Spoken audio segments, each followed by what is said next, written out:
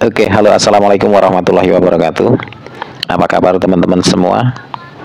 Semoga teman-teman dalam keadaan sehat selalu dan berada dalam lindungannya. Apa kabar puasanya hari ini? Semoga lancar-lancar saja dan tidak mengalami kendala apapun. Oke teman-teman, kita lanjutkan belajar kita, yaitu belajar Sirah Nabawiyah. Di edisi sebelumnya kita sudah belajar dengan tema Nabi Muhammad itu mengasingkan diri di Gua Hiro. Nah, kali ini kita akan lanjutkan dengan tema Malaikat Jibril turun membawa wahyu.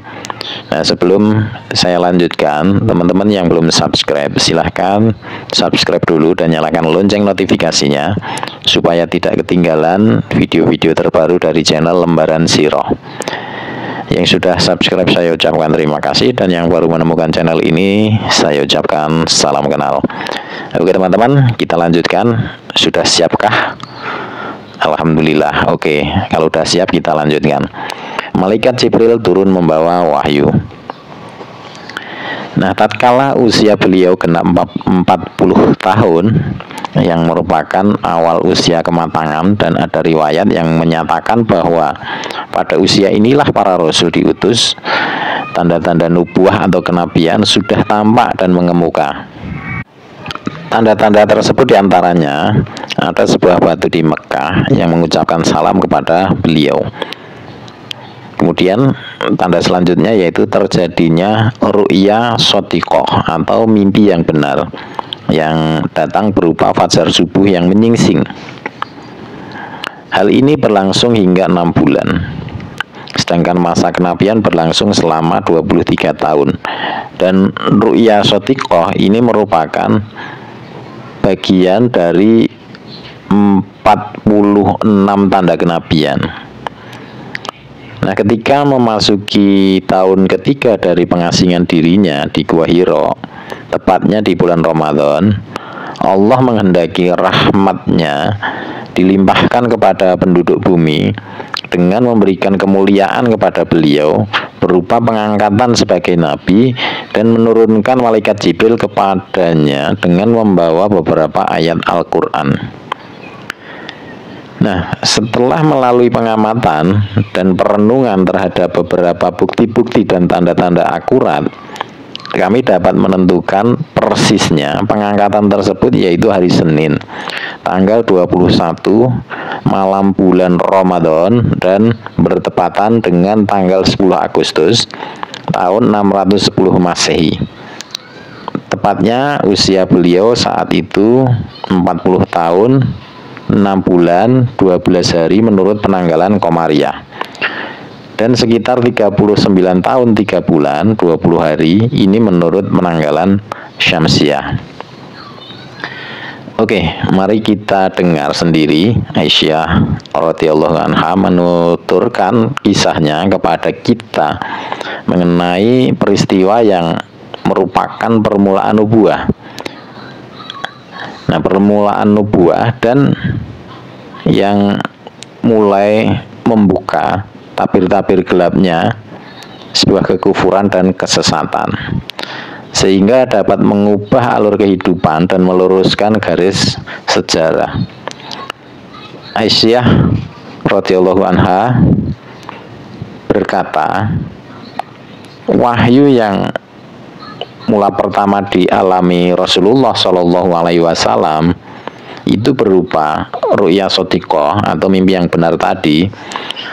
Dalam tidur dan mimpi itu hanya berbentuk fajar subuh yang menyingsing. Kemudian beliau lebih menyenangi penyendirian dan melakukannya di Gua Hiro, beribadah di dalamnya beberapa malam sebelum dia kembali ke rumah keluarganya. Dalam melakukan itu beliau mengambil bekal, kemudian kembali ke Khadijah mengambil perbekalan yang sama hingga datang kebenaran kepadanya, yaitu saat beliau berada di Gua Hiro tersebut. Seorang malaikat datang menghampiri sembari berkata, bacalah.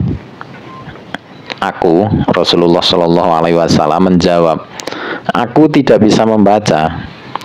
Beliau menuturkan, kemudian dia memegang dan merengkuhku hingga aku kehabisan bertenaga. Lalu setelah itu melepaskanku sembari berkata, bacalah. Aku tetap menjawab, aku tidak bisa membaca. Dia memegangku dan merangkulku hingga aku merasa sesak. Kemudian melepaskanku seraya berkata lagi, bacalah. Aku menjawab, aku tidak bisa membaca. Dia memegangiku dan merangkulku hingga ketiga kalinya hingga aku merasa sesak. Kemudian melepaskanku lalu berkata, Iqra bismi rabbikal ladzi khalaq khalaqal insana min 'alaq Iqra wa rabbukal akram, yang artinya bacalah dengan menyebut nama Rabbmu yang menciptakan. Dia telah menciptakan manusia dari segumpal darah. Bacalah, dan Rabbmu lah yang paling pemurah. Nah, ini adalah surat Al-Alaq ayat 1-3. Rasulullah Shallallahu Alaihi Wasallam pulang dengan merekam bacaan tersebut dalam kondisi hati yang bergetar dan menemui Khadijah binti Khuwailid sembari berucap, selimutilah aku, selimutilah aku. Maka beliau diselimuti hingga badan beliau tidak lagi menggigil layaknya terkena demam. Apa yang terjadi padaku? Beliau berkata kepada Khadijah. Beliau memberitahukan apa yang baru saja terjadi. Beliau bersabda, aku khawatir terhadap keadaan diriku ini. Khadijah berkata, tidak, demi Allah, Allah tidak akan menghinakanmu selamanya, karena engkau suka menyambung tali persaudaraan, membantu meringankan beban orang lain, memberi makan orang yang miskin, menjamu tamu, dan menolong orang yang menegakkan kebenaran. Selanjutnya, Khadijah binti Khuwailid membawa beliau pergi menemui Waraqah bin Naufal bin Asad bin Abdul Uzza, anak paman Khadijah. Waraqah adalah seorang Nasrani semasa jahiliyah. Dia menulis buku dalam bahasa Ibrani dan juga menulis Injil dalam bahasa Ibrani. Seperti yang dikehendaki Allah, dia sudah tua dan buta. Khadijah binti Khuwailid berkata kepada Waraqah, wahai putra pamanku, dengarkanlah kisah dari anak saudaramu atau Rasulullah. Waraqah berkata kepada beliau, apa yang pernah engkau lihat, wahai putri saudaraku? Rasulullah Shallallahu Alaihi Wasallam mengabarkan apa saja yang pernah dilihatnya. Akhirnya Waraqah berkata, ini adalah namus yang diturunkan Allah kepada Musa. Andaikan saja aku masih muda pada masa itu, andaikan saja aku masih hidup tatkala kaummu mengusirmu. Beliau bertanya, benarkah mereka akan mengusirku? Benar. Tidak seorang pun yang membawa seperti yang engkau bawa, melainkan akan dimusuhi. Andaikan aku masih hidup pada masamu nanti, tentu aku akan membantumu dengan sungguh-sungguh. Waraqah pun meninggal dunia pada saat-saat turun wahyu. At-Tabari dan Ibnu Hisham meriwayatkan yang intinya menjelaskan bahwa beliau pergi meninggalkan Gua Hira setelah mendapat wahyu, lalu menemui istri beliau dan pulang ke Mekah. Adapun riwayat At-Tabrani menyebutkan secara sekilas sebab keluarnya beliau dari Gua Hira, inilah riwayatnya. Rasulullah Shallallahu Alaihi Wasallam bersabda, tidak ada makhluk Allah yang paling kubenci selain dari penyair atau orang yang tidak waras. Aku tidak kuat untuk memandang keduanya. Beliau juga bersabda, yang paling ingin aku jauhi adalah penyair atau orang yang tidak waras. Sebab orang-orang Quraisy senantiasa berbicara tentang diriku dengan syair itu.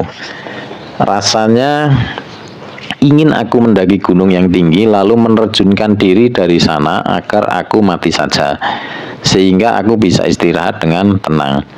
Beliau bersabda lagi, aku pun pergi dan hendak melakukan hal itu, namun di tengah gunung tiba-tiba aku mendengar suara yang datangnya dari langit berkata, wahai Muhammad, engkau adalah Rasul Allah dan aku Jibril. Aku mendongakkan, ini maksudnya sepertinya menatap ke atas, teman-teman. Aku mendongakkan kepala ke arah langit, yang ternyata di sana ada Jibril dan dalam rupa seorang laki-laki dengan wajah yang berseri, kedua telapak kakinya menginjak ufuk langit seraya berkata, wahai Muhammad, engkau adalah Rasul Allah dan aku Jibril. Aku terdiam diri sambil memandangnya, bingung apa yang hendak aku kerjakan, tidak berani melangkah maju atau mundur. Aku memalingkan wajah dari arah yang ditempati Jibril di ufuk langit. Tetapi setiap kali aku memandang arah langit yang lain, di sana tetap ada Jibril. Yang kulihat, aku tetap diam. Tidak selangkah kaki pun maju ke depan atau surut ke belakang.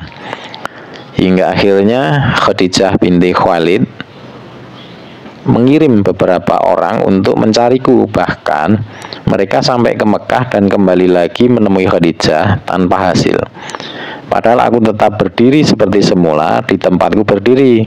Kemudian Jibril pergi dariku dan aku pun pulang kembali menemui keluargaku.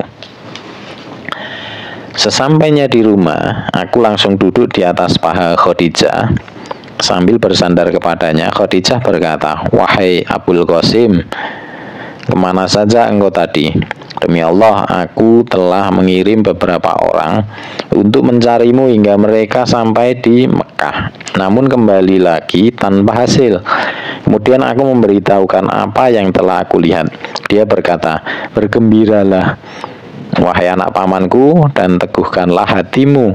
Demi diri Khadijah yang ada di tangannya, aku benar-benar sangat berharap engkau menjadi nabi umat ini. Setelah itu Khadijah beranjak pergi untuk menemui Warokoh dan mengabarkan kepadanya. Warokoh berkata, maha suci, demi diri Warokoh yang ada di tangannya, namus yang besar yang pernah datang kepada Musa, ini telah datang kepadanya. Dia adalah benar-benar nabi umat ini. Katakanlah kepadanya agar dia berteguh hati. Khadijah pulang lalu mengabarkan apa yang dikatakan Warokoh kepadanya. Tatkala Rasulullah Shallallahu Alaihi Wasallam meninggalkan istrinya dan pergi ke Mekah, beliau bertemu Warokoh. Setelah mendengar penuturan langsung dari beliau, Warokoh berkata, demi diriku yang ada di tangannya, engkau adalah benar-benar nabi umat ini. Namus yang besar telah datang kepadamu seperti yang pernah datang kepada Musa. Oke teman-teman, untuk edisi kali ini cukup sekian. Nanti akan kita lanjutkan tema-tema selanjutnya, dan ini berurutan. Maka dari itu tetap ikuti terus channel Lembaran Sirah. Dan sekali lagi yang belum subscribe, silahkan subscribe untuk bisa mendapatkan video-video terbaru dari channel Lembaran Sirah. Oke teman-teman, itu saja yang bisa saya sampaikan pada kesempatan kali ini. Saya doakan teman-teman sehat selalu dan senantiasa dalam lindungannya. Wabillahi taufiq wal hidayah. Wassalamualaikum warahmatullahi wabarakatuh.